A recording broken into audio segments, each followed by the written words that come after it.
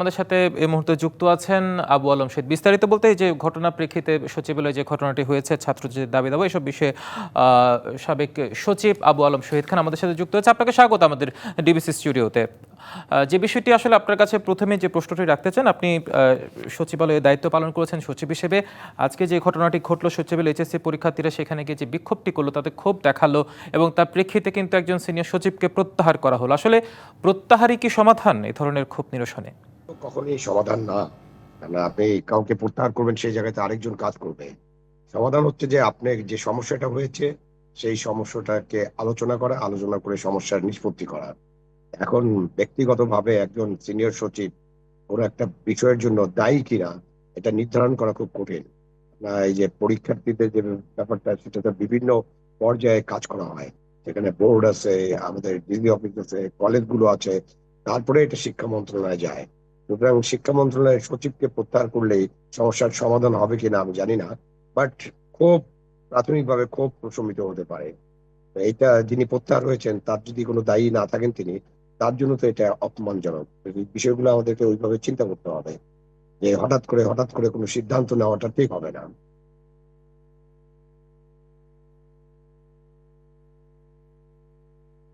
মানে স্থগিতের ঘোষণাটা সেটা রাতে না এসে ঠিক ভোর রাতে ৩টায় কেন, সেটি তাও আবার ফেসবুক পেজের মাধ্যমে দেওয়া হচ্ছে। আপনি তো দীর্ঘদিন সচিব ছিলেন, আপনার পর্যবেক্ষণটা আসলে কি বলে? এই জায়গায় তড়িৎ সিদ্ধান্তগুলো কতটা কার্যকর বা নেয়ার জায়গাটা কোন জায়গায় আসলে ঘাটতি ছিল? আপনার পর্যবেক্ষণ, আপনার মতামতটা আসলে কি? অবশ্যই ঘাটতি ছিল, কারণ আপনি যদি রাত ৩টার সময় মনে করেন যে পরীক্ষাটা বন্ধ করা দরকার, অবশ্যই ঘাটতি ছিল। কারণ আপনি রাত ৩টার সময় কেন মনে করবেন এটা?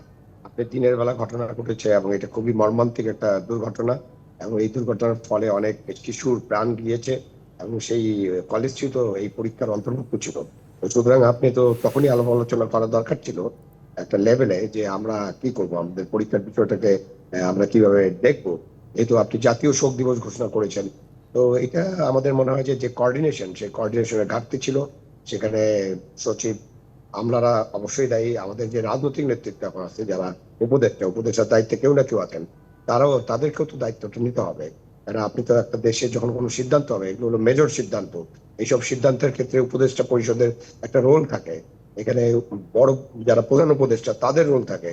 সুতরাং তারা সেই রোলটা পালন করেছেন কিনা সেটাও তো আমাদেরকে দেখতে হবে।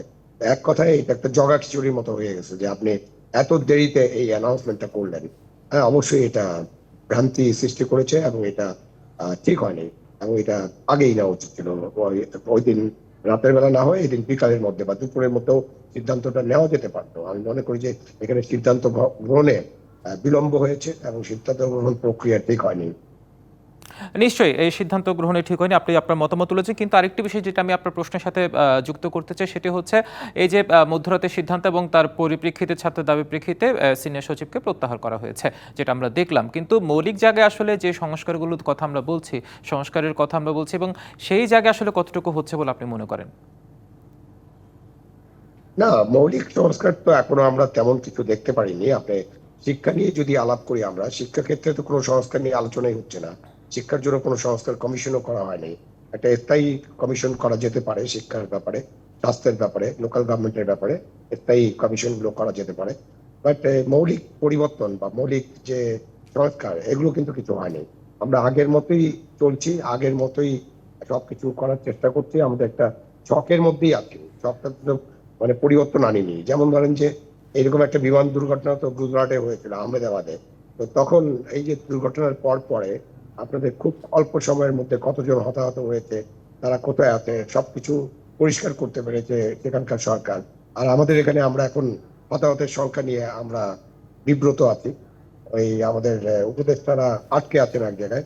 তো এই এই সব বিষয়ে যে এটা করা দরকার, এটা হলো হতাহতের সংখ্যা কমানো বাড়ানোতে তো কারো কোনো লাভ নেই। কারণ এটা আপনি কোনোভাবে এটা গোপন রাখতে পারবেন না। কারণ এটা একটা স্কুল এবং এটা কম্পিউটারাইজ স্কুল। এখানে যে ছাত্ররা স্কুলে গিয়েছিল তাদের গার্জিয়ানরা সেটা জানে, এবং তাদের কর্তৃপক্ষ, স্কুল কর্তৃপক্ষ জানে।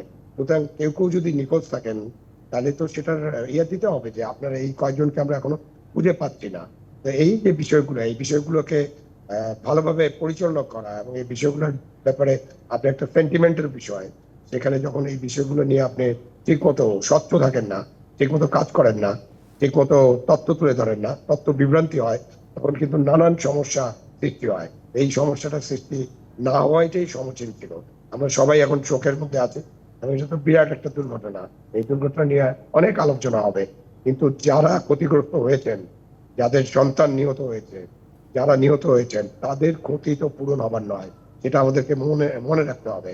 এবং সেটা মনে রেখেই আমাদের অনেকটা স্বচ্ছতা, জবাবদিহিতার ভিত্তিতে আমাদের দ্রুত সিদ্ধান্ত নিতে হবে। বিশেষ করে আপনার যারা আহত আছেন বার্ন ইউনিটে, তাদের সুচিকিৎসা, যারা নিহত হয়েছেন, এখন পর্যন্ত আমি জানি না, আমার কাছে তথ্য নাই যে তাদের জন্য, তাদের পরিবারের জন্য আমরা কোনো প্যাকেজ ঘোষণা করেছি কিনা, যে আমরা তাদেরকে এইভাবে সহায়তা করতে চাই, যেটা অন্যখানে খুব দ্রুত করা হয়। তো সেগুলো করে ফেলার দরকার ছিল, এবং সিদ্ধান্তহীনতার মধ্যে না থেকে খুব দ্রুত স্বচ্ছতার ভিত্তিতে সবকিছু পরিষ্কার করে একটা সিদ্ধান্ত নেওয়াটা সমীচীন হবে। হ্যাঁ, নিশ্চয়ই আবু আলম শহীদ খান, আপনাকে অসংখ্য ধন্যবাদ আজকে আমাদের সাথে এসে এখানে যুক্ত হয়ে আপনার পর্যবেক্ষণ তুলে ধরার জন্য।